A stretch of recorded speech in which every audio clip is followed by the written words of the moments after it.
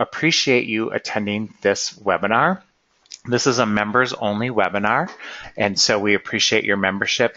We appreciate the fact that you're spending an hour with Jason Levine today, and we will get started in about 1 minute. Thank you.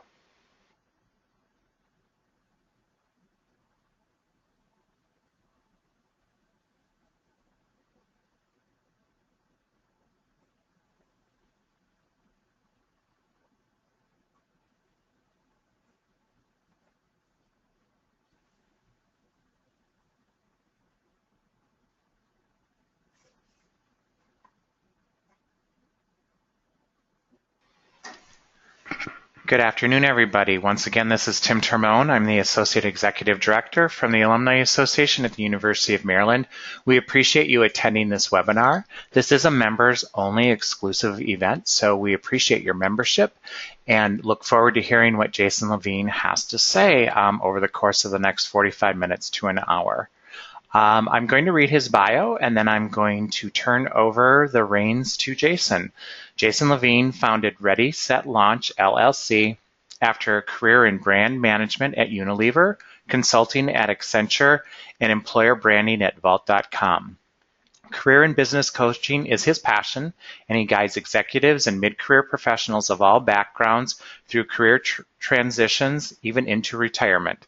Jason works with his clients to land that next job, promotion, career change, entrepreneurial venture, or transition into retirement. He enjoys speaking on and moderating panels and presenting career development seminars and webinars at staff retreats, conferences, and training sessions.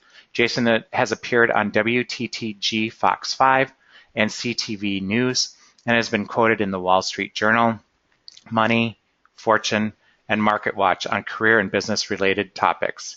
He received his MBA from Georgetown's McDonough School of Business and is married to a lovely redheaded attorney and has 2 redheaded boys. Thank you for listening once again. Thank you for being a member. And with that, I'll turn the presentation over to Mr. Jason Levine. Thank you. Thank you, Tim. Thanks so much. It's really great to be here. I want to welcome everybody to the webinar. It's always exciting to be with the TERP community. Tim, if you could launch the poll questions so we can see who's on the line. Sure. So I have 3 different poll questions that I'm going to be asking you. The first question is, how many years of experience do you have? 0 to 5, 6 to 10, 11 to 15, 16 to 20, or more than 20?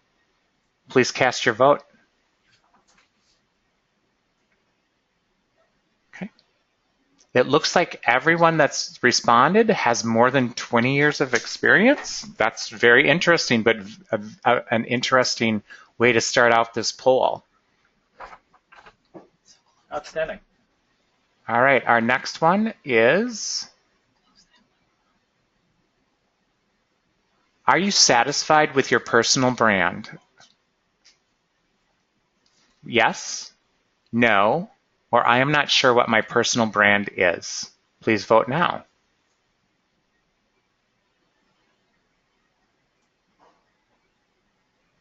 All right, so we have everyone has voted, it looks like, and again, 100%, I am not sure what my personal brand is. Come to the right place. Awesome. And then one last question. I want to improve my personal brand to, and I apologize for the spelling error, achieve a promotion at work, make a career change, raise my profile in my industry and field, start, grow my practice or small business. Please vote now.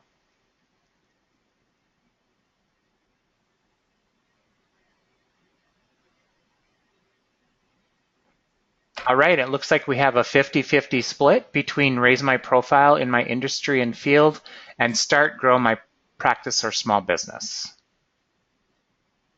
Outstanding. That's great. Thank you, Tim. Thank you so much.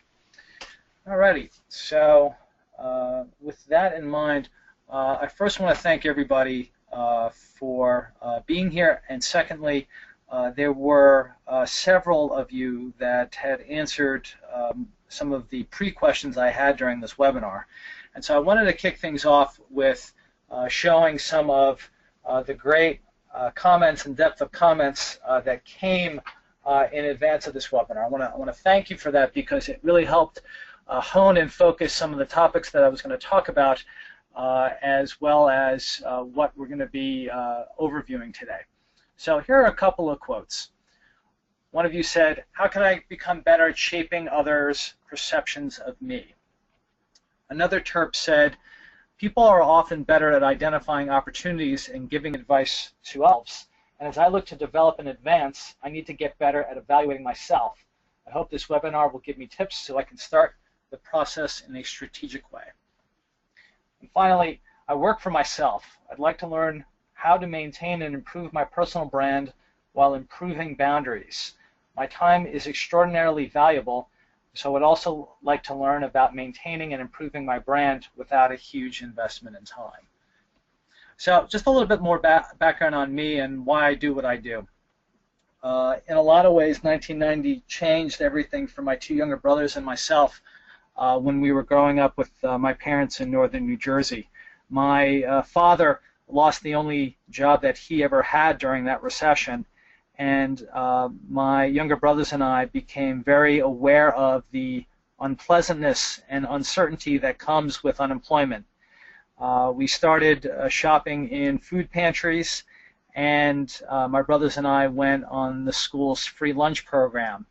I needed fee waivers to apply to college, and so in many ways I became the wackiest teenager you probably ever met, because I wanted to know why. Why is it that people got jobs? Why do people lose jobs? Why do people get promoted and not? And so I went on a fact-finding mission. All the families that I was babysitting for, doing odd jobs for, I wanted to know about their careers. In college, if we were friends, I was helping you mock interview and helping you with your job search. And so while I have no HR background whatsoever, I've always been part of the professional development teams and recruiting teams in the organizations I worked for, because I cared deeply about the talent that was coming in, and how were we evaluating that talent, and when they did come in, how could we help grow and develop those people so that they would fit into the culture and be successful. So you could really say that in a lot of ways, mentoring, professional and business development, recruiting and hiring have always been part of my core interests, and a main reason why I went out on my own with Ready, Set, Launch LLC. So we're going to cover three basic areas. We're going to first talk about consumer brand and what that actually means. We're going to translate consumer brand to personal brand, and then we're going to talk about how you can use your personal brand to advance. And so as we go along, I'll make sure to be focusing on how those that are interested in starting or growing their own practice or small business, as well as raising your profile in your industry or in your field. So the beginning part is going to sound a little bit like a marketing 101 lesson, but I think it's foundationally very, very important.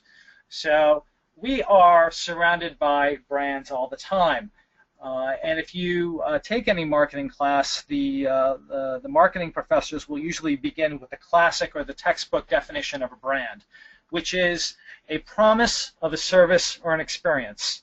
And so as brand managers that are managing these brands, they're constantly trying to better understand how to better communicate and deliver these promises. So how AT&T delivers reliable service or not, or how Volvo delivers safe cars as it continues to brand itself in that fashion, or how KPMG could deliver a qualified audit, or one of my favorites growing up in New Jersey, how M&Ms deliver the very important candies that melt in your mouth and not in your hands. And so in a lot of ways, brands are very important to those that are consuming them. And so brand managers also understand that it's about the ability to deliver perceived value to your consumer. Your consumer is always right. Your consumer has their own preferences. Your consumer has their own taste buds. And so the way that perceived value is delivered, it's delivered in two ways. One through functional benefits and one through emotional benefits. So functional benefits could be the warmth of a jacket or a drink quenching your thirst. But the emotional benefits then are around how you feel about the brand, how you identify with the brand. So that jacket that's giving you warmth, is it an Under Armour jacket? Is it a Nike jacket? Is it an LL Bean jacket? What drink are you taking part in? Is it an Honest Tea? Is it a Green Mountain Coffee? Is it some type of vitamin water? And so in a lot of ways, brand managers are always trying to better understand the relationship between functional benefits and emotional benefits as they reach out to their consumers. And so market research is a very important part of understanding how you deliver this promise, so that at the end of the day, marketers can understand what their specific consumers are looking for. And at the end of the day also, best-in-class brands are unique and authentic. They are real, and they speak just like an individual speaks. And so that when a person connects with a brand, expectation and experience truly come together to build trust and loyalty. And so as a marketer, when you think about loyalty and getting your loyal followers, there's something known as the ATR framework, which I think is quite powerful and quite useful as you start to think about how loyal customers and loyal consumers come to your brand. So the A in ATR is awareness. Are you aware of this brand? What is it that you think about when you think about this brand? Is it within the top of your mind? And so the highest form of awareness is unaided awareness. So if I were to ask another poll question on name 3 cereal brands, and if you were to come back to me and say, okay, the first 3 cereal brands that I can think of are Pebbles, Mini Wheats, and Special K. That is unaided awareness. That's the highest form of awareness. I've asked you what comes off the top of your head, and you've mentioned them. And I could do a further dive on what you think about them and why you picked them, but at the end of the day, that's the highest form of awareness, unaided awareness. Then there's aided awareness, where I could say, all right, you've picked those 3, but have you heard of Kashi? Have you heard of Rice Krispies? And if you say yes, then I've prompted you, but it's still within your consideration set. And in a lot of ways, brands are always trying to get to that highest form of awareness, which is unaided awareness. So once a brand is in your consideration set as you're making your evaluations, then they're always trying to get you to trial, to get the brand into your hands, to engage the brand, whether it's a brand you're already using and they're coming out with a new variation, or it's a brand new brand and they want you to be thinking about it as you're making your purchase decisions. And so I could imagine that many of you in the past month have gone through some type of trial activity. If you've gone shopping at a BJ's or a Costco or a Target where they are doing sampling and getting the brand into your hands, try this. If you've gone to some kind of concert or sporting event, outside the lines of getting into those events, there's probably people giving you things. Those are trial activities, getting you to either re-engage with current brands that you know or new brands, and to say, okay, wait a minute, is this something that I like? Is this something I find interesting? And then after trial comes repurchase. I love the brand. I am loyal to the brand. This is something that I'm going to be buying again and again and again. And that loyalty comes from aligning messaging, expectation, and experience. And so many times marketers care most about its most loyal customers, because they're the ones who buy more, they're the ones who tell their friends. Recognize also that brands sometimes sell directly, but more often than not, they're through some type of channel. Now this is 2015, and so channels are both digital and physical. and some even physical stores have digital options. And so as a retailer, they're always trying to win your trip. So when I was working at Unilever and I was working with my shopper marketing counterparts, there was always the strategies based on whatever your trip missions were.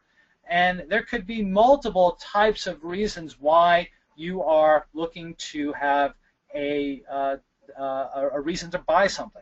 So it could be a fill-in or a quick trip where you buy toothpaste and a stick of gum and a CVS. It could be a stock-up trip where you're going to Target and fill up your pantry. A specialty trip where you're buying a car and you're doing a great deal of evaluation in advance before you go and make that purchase. Or it could be a browsing trip where shopping is fun, shopping is entertainment, shopping is something that you enjoy doing and evaluating. And so in a lot of ways, as you look at these trip missions, the act of shopping is never ending. And so one needs to be top of mind at all times and making sure that the brands that you want to be purchasing are also going to the right channels. So the strategy of what are the shopper profiles of the retailers, and does your brand fit within that channel and the specific types of trip missions that your brand has. I want to give a quick case on a well-known brand that has a very good following and yet lost its way because it ignored its loyal followers. I don't know about you, but in my family, and even today, Tropicana orange juice has been part of many of the things that start my day. And so this is what the packaging looked like back in 2009. You had the orange in the straw, the classic carton, and if you've been following the orange juice category, in the past 15 years, people are drinking less and less juice. They're concerned about calories, they're concerned about nutrition, also there's less time for breakfast. And so in 2009, Tropicana said, you know what, let's make a change. We're not going to change the juice because we know everybody likes that, but let's refresh the packaging so that we can bring some new news to the marketplace. And so what they did was they came up with the Squeeze campaign. Now the Squeeze campaign had an emotional benefit of families coming together and hugging and being around each other and showing love. And the functional benefit was what comes out of an orange, but a glass of juice. Well, this is what the response was when Tropicana came out with this campaign. Over a 6-week period on social media, its loyal followers said the following: this packaging is ugly, this packaging is stupid, this packaging is bargain store brand. One person even said, don't you understand the people that buy Tropicana orange juice? And so because its loyal followers were so against this new packaging, after 6 weeks, they went back to their original. And they apologized. And if we remember decades ago when New Coke had come out and then retracted, well, Tropicana had its own version of New Coke. The agency that helped create the package even had to call a press conference to apologize. But recognize this, that even though Tropicana had made a misstep, they didn't stop listening to their loyal followers. They were testing another type of packaging in their Trop 50 line, which had less calories, which was transparent. And so 2 years later, they came out with a transparent packaging with a greater focus on the orange and the straw. They recognized that that's how its loyal followers recognized them, was the orange and the straw. And as Tropicana continued to evolve, you can even see today Tropicana in particular cities with the orange and straw coming out, and them playing on the fact of where you live and inserting the orange for the heart. And so Tropicana recognized it misstepped, but once it recognized what its brand was in the marketplace, the orange and the straw, they jumped on it and continued to work with it to engage its loyal followers. So now let's take the consumer marketing concepts and make you the brand. I would recommend for everybody on the line, your first bit of homework, you don't engage with a coach unless you're ready to get homework, that you read Tom Peters' Brand Called You article. It was written in Fast Company in 1997. He is the founder of personal brand. And I believe that his article, even written back then, is just as relevant as it was in 1997 as it is today. And so I took a quick snippet, which I think is relevant for this conversation. Starting today, you are a brand. You're every bit as much a brand as Nike, Coke, Pepsi, or the Body Shop. To start thinking like your own favorite brand manager, ask yourself the same question. What is it that my product or service does that makes it different? And having worked on Dove soaps and Dove creams as a brand manager, I will be your favorite brand manager. And thinking about your own personal brand, I think there's 4 elements of personal brand that will help you frame how you think about yourself, since everybody on the line was not sure about their own personal brand. So taking consumer brand to your brand, everybody here has emotional and functional benefits, and you also have your own packaging and consumers and shoppers. So your attitude, your reliability, your image is an important piece to your brand.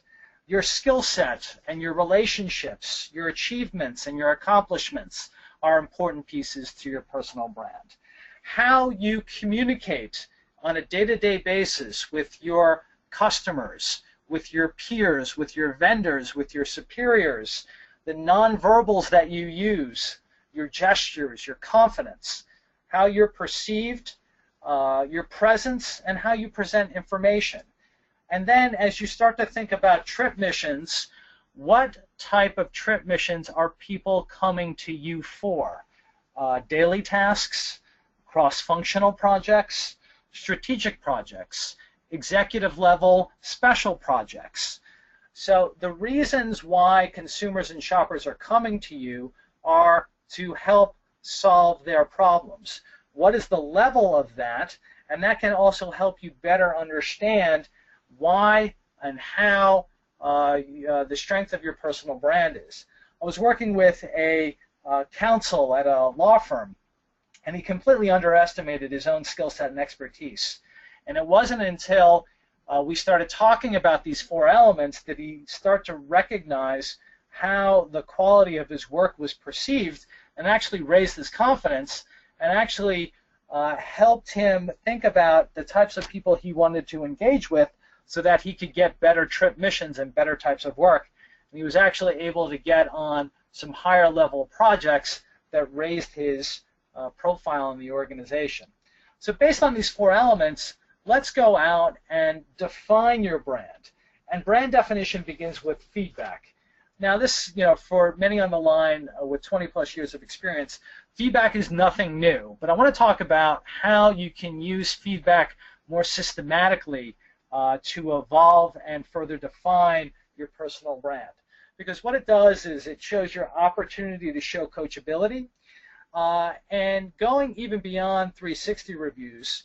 And when I talk with executives all the time on this subject, is that too often people, when they're getting reviewed in a 360, will pick people that like them.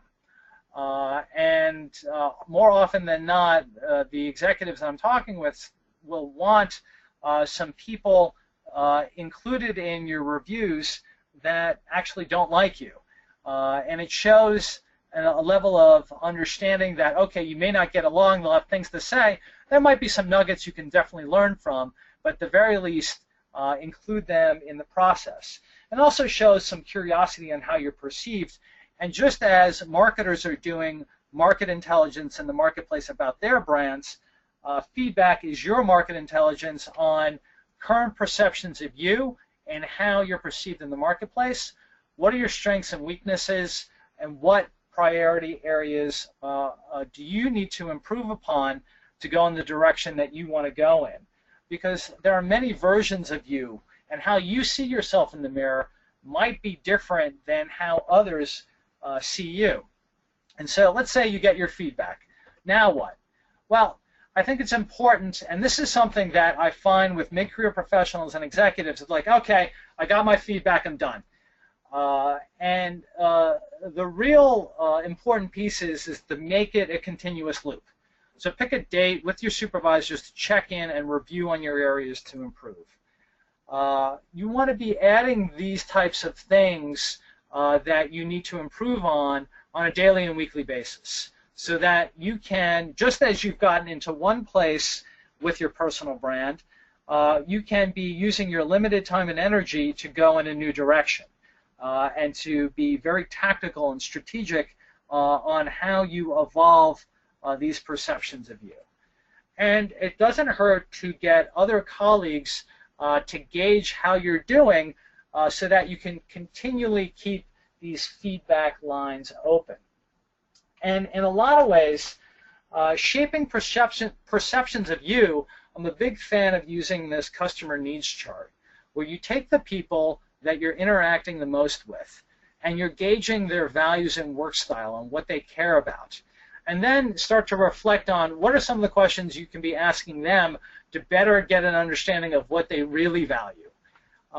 And then, are there others that you can get more data points from, so that you truly understand the audience and the people that you're talking to, whether it's your customers and vendors in your small business, or the industry that you're trying to raise your profile in. And then, what are the things that you can be doing to strategically shape perceptions and align your work style with theirs? And so all managing your personal brand becomes is, what do you think of yourself? What are your colleagues, superiors, and it could be customers, it could be vendors, think of you, and then minding the gap.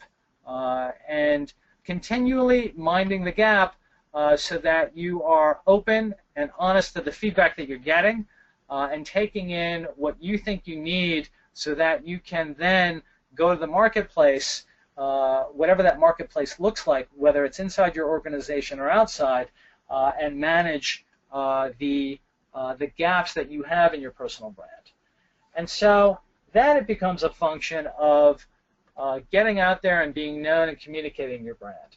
So you've defined your brand, you start to understand what your baseline is, you understand what the gaps are, and then what are the things that you want to be known for? What are you known for now?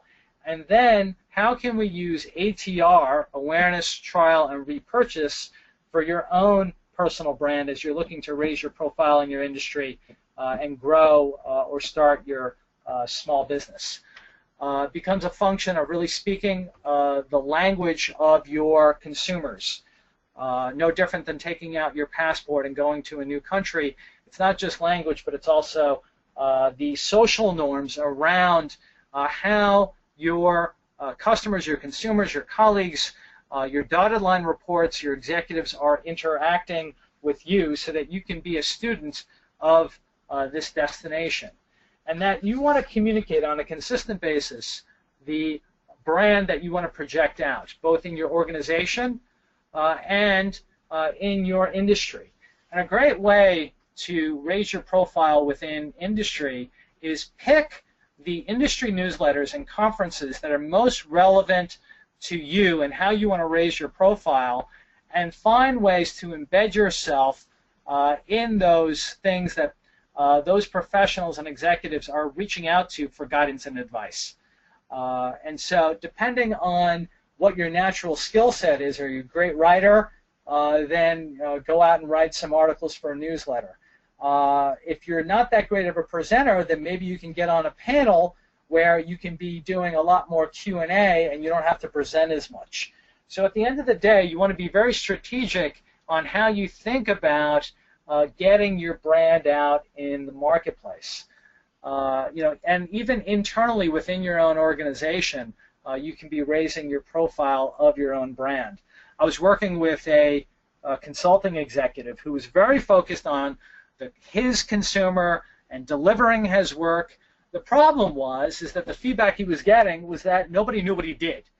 And so we needed to block time on a weekly basis so that he was engaging the important people in his practice group, so that they were aware of what he was doing, and even coming up with ways to come up with presentations and other communication tools so everybody was in the loop on what he was working on, and that actually helped him sell more work internally to other partners that were actually growing their businesses and recognized the great work that he was doing.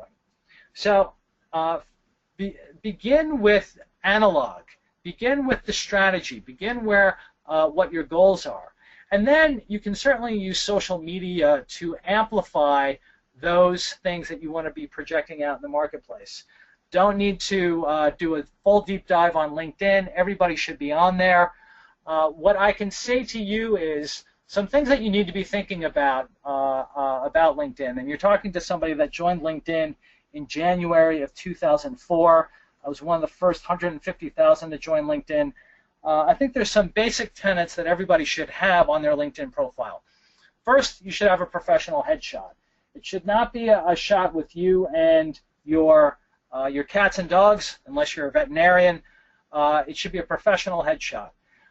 You can go into your settings and create your own URL that changes the auto-generated URL to one that has your name or a version of your name. It looks cleaner. Your executive summary, which is the first thing that people should see, has 2,000 characters. And you actually can be writing a very nice biography, a couple of paragraphs about yourself, what you do. If you have separate website links, you should be embedding those in your summary and in your profile. A lot of the search engine optimization around LinkedIn actually goes to how many links you're embedding in your profile.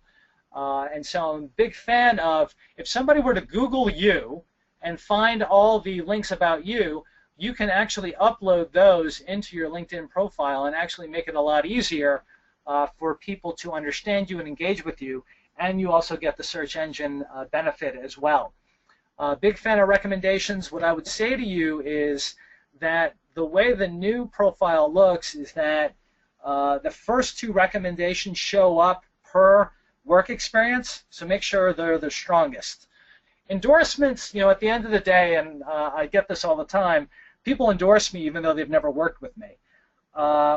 What I think is important here is take the 5 things that you want to be endorsed for and make sure they're at the top.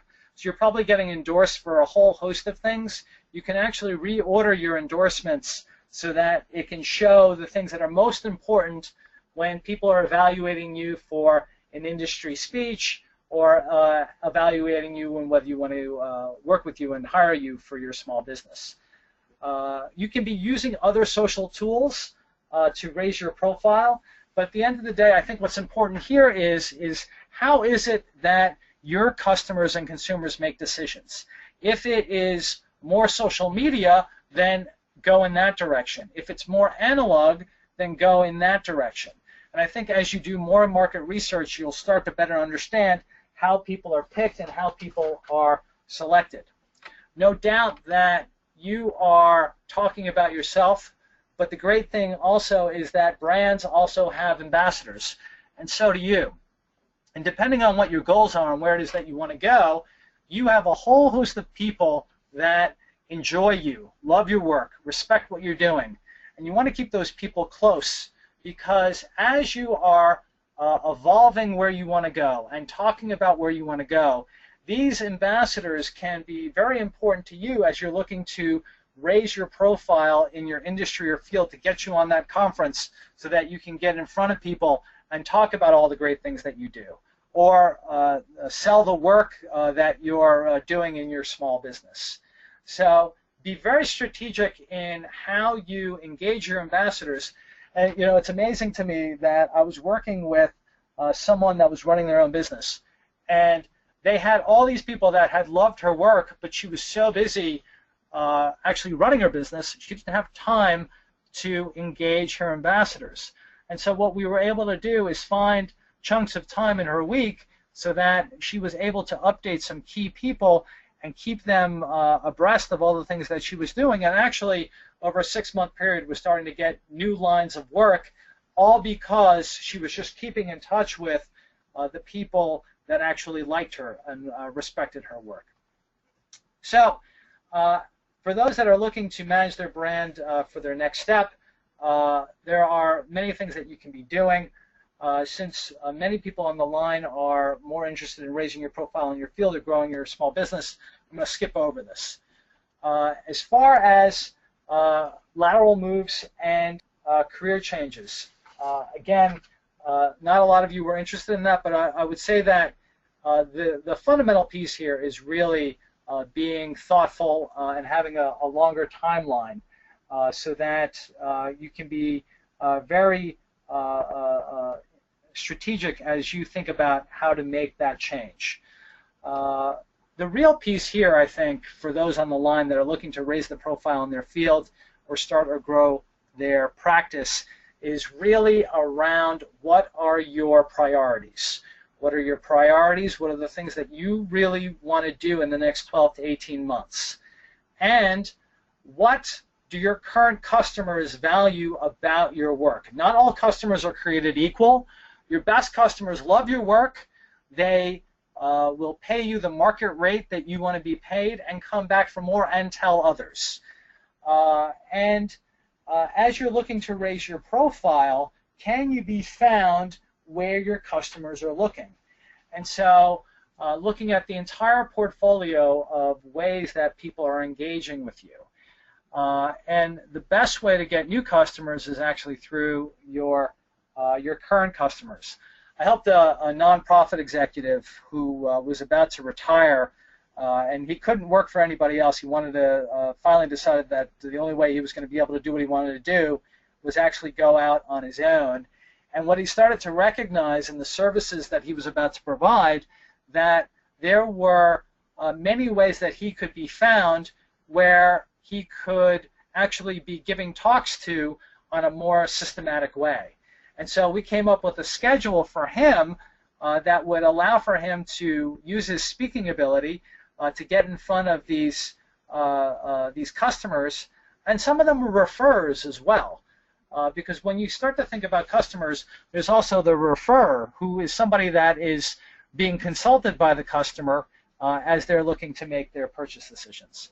So personal brand can be very, very important as you are looking to grow your practice, start your business, and at the end of the day, whether you're looking to raise your profile in your industry or start or grow your business, I'm a huge fan of doing things outside of your day job. Number one for me is board service. I'm always pushing my current clients to serve on nonprofit boards, trade boards, things that you're interested in, because if you're not interested in it, then it's not worth your time. But it's another way to raise your profile, engage with people that you otherwise would not engage with, and actually find fulfillment outside of your day job.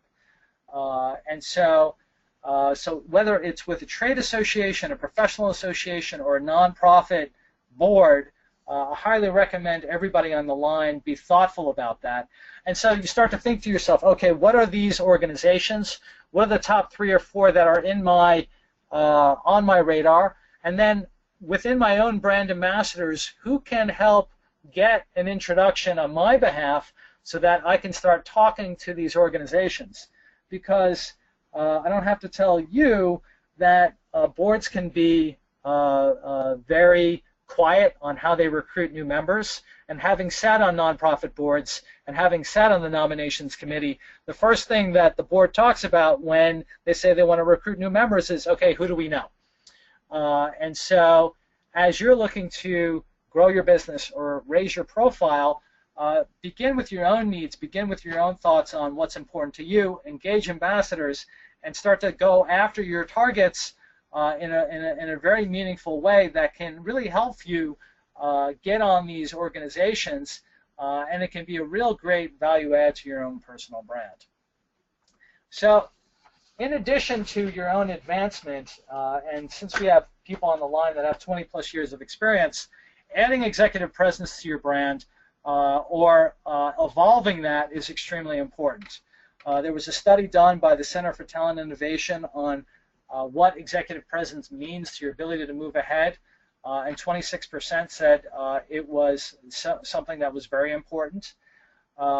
executive presence, unlike personal brand, which has been around for several decades, executive presence, I think the concept has been around for the last 5 or 7 years. Some talk about leadership presence, but the whole notion of presence is very important. In the literature that I've seen, I think there's 3 basic buckets of executive presence. The first is executive packaging. The second is predicting behavior and reading people.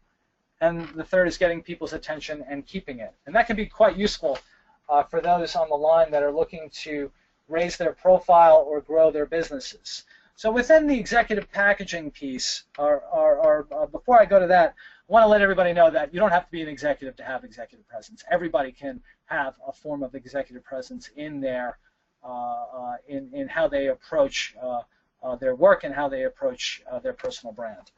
So on the executive packaging piece, regardless if you're working from home, if you're working in a relaxed environment, there is an appearance that executives have. Even if you're in a startup where everybody's in jeans, you can still be neat and professional even in a casual environment.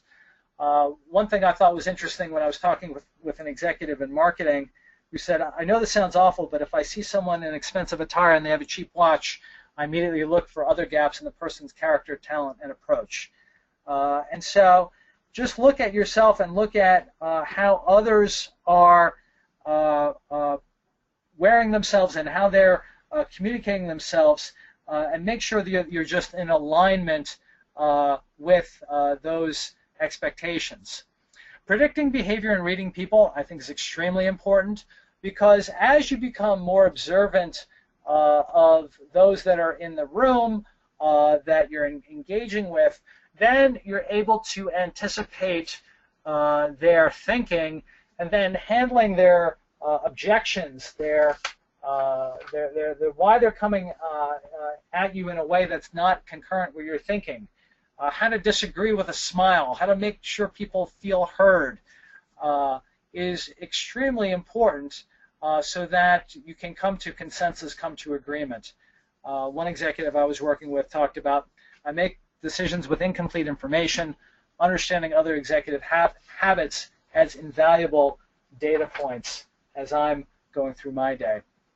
And then the keeping attention piece. So you understand what your personal brand is, you understand what the message can be, and then it's about defining that message and being able to stay on it. Recognizing others, celebrating success, being relentlessly positive, and then what's the story here? How can you do a better job of coming up with anecdotes that show your expertise and that allows for you to get all this technical information that would otherwise take a half an hour into a couple of minutes. One CFO of an insurance company I was working with said, when I'm making a presentation to the leadership team, they want to know the story behind the numbers, and they want me to get to the point quickly. So some parting thoughts. Your internal and external consumers are always shopping. Be top of mind when they want to buy. And there are many ways that your buyers will be engaging you. And so that A, in awareness, you always want to be aware to your best consumers. And how is it that you can further engage those potential new shoppers and bring them into your sphere. Manage, evolve your personal brand by seeking consistent feedback. That never ends. How am I doing? How are things going? What would you like to see more from me? What would you like to see less from me? And even if it's somebody that you don't like, there can be nuggets of information that can be useful. And so don't discard the haters because at the end of the day, they might provide something to you that people that actually like your work would never say. Anticipate your consumer needs and speak their language. A very important piece to executive presence. And package your brand consistently in emails, meetings, conference calls, webinars, and presentations.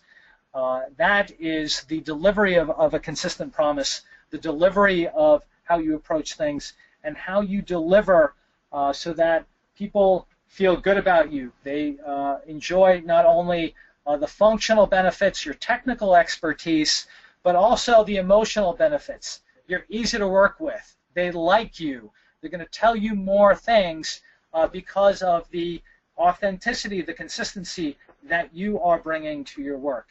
And above all, be yourself, be your authentic self. I can't say that enough.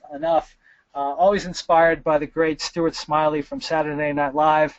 You're good enough, you're smart enough, gosh darn it, people like you. Feel free to keep in touch. That's my website, readysetlaunch.net.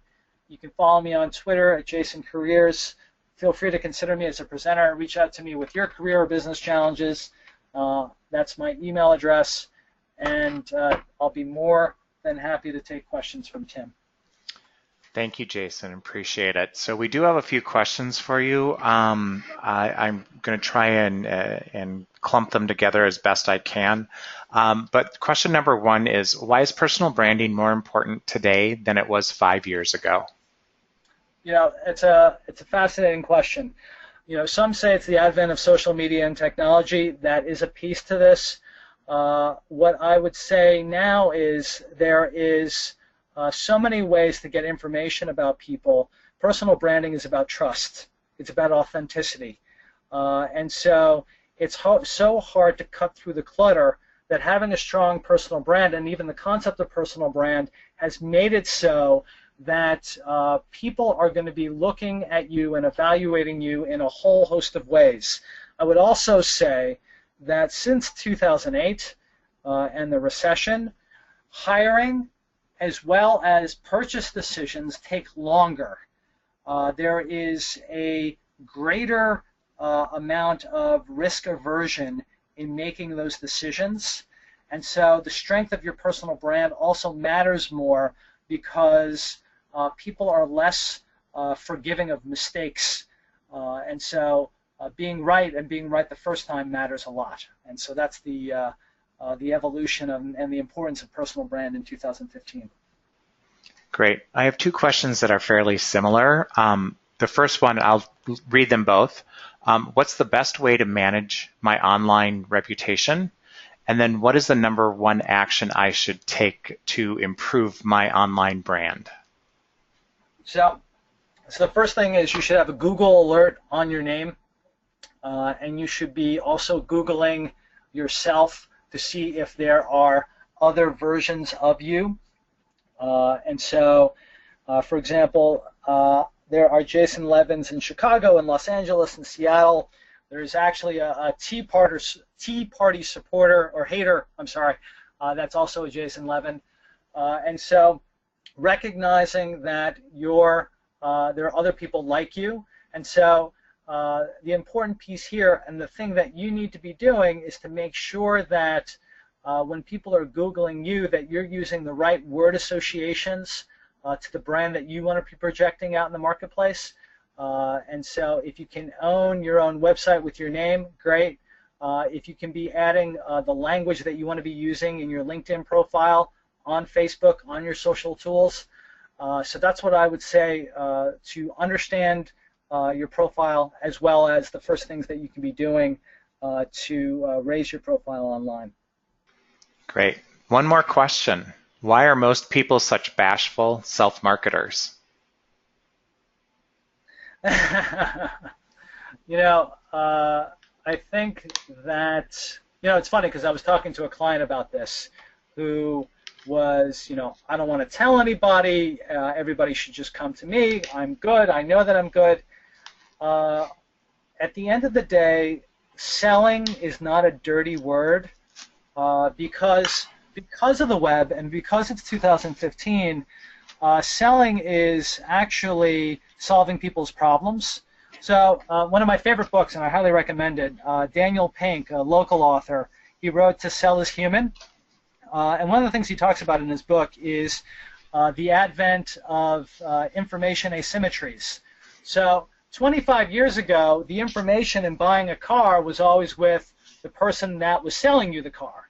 Now in 2015, if you wanted to buy a car in Michigan, you know exactly what the specs were, how much the dealer bought it for, and what you actually should be paying for it.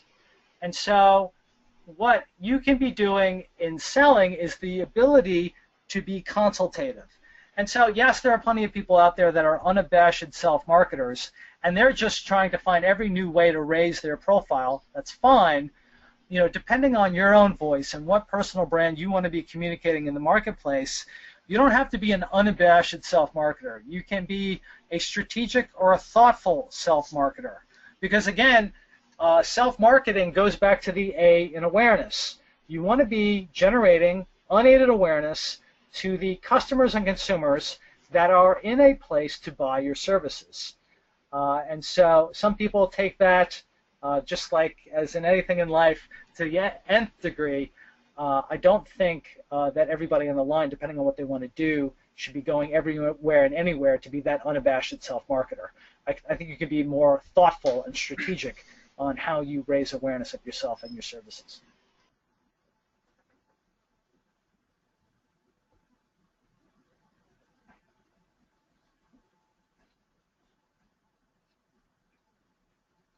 Any other questions, Tim?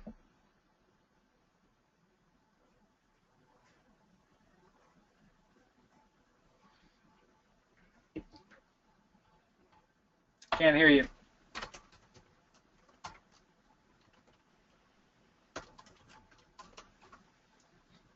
Hello, can you hear me now? Yes. Awesome. Yeah, I can hear you now. It's amazing when you push the unmute button what happens. So what I was saying, if you could go back to your contact information screen one more time, so if people didn't have time to write down your information, that would be great. Sure. And if you have any parting thoughts for everybody, that's great. And otherwise we'll send them along the way on their way. So I guess my biggest parting thought to everybody on the line is that get started. If you have ideas in mind, or if you have goals in mind on whether you want to raise your profile in your industry or field, or grow your small practice or your small business, what I say to you is go out and pick 2 or 3 people that you engage with that are either customers of you or fit within your own goals, and take them out to coffee, take them out to lunch, have a conversation with them, get on the phone with them, engage in this process. So if you do one thing, and one thing only, is just start. You have all these ideas, start, and the second thing is block time. So even if you give this idea 30 minutes a week, you're in a better place than you were before having seen this webinar. So get started, reach out, engage, and begin this dialogue so that you can get a better understanding of your own personal brand and evolve it in the place so that you can raise your profile, grow your business, or whatever it is that you're looking to do. So best of luck to everybody. Just get started. Thank you, Jason, and thank you everybody for attending. Have a great day.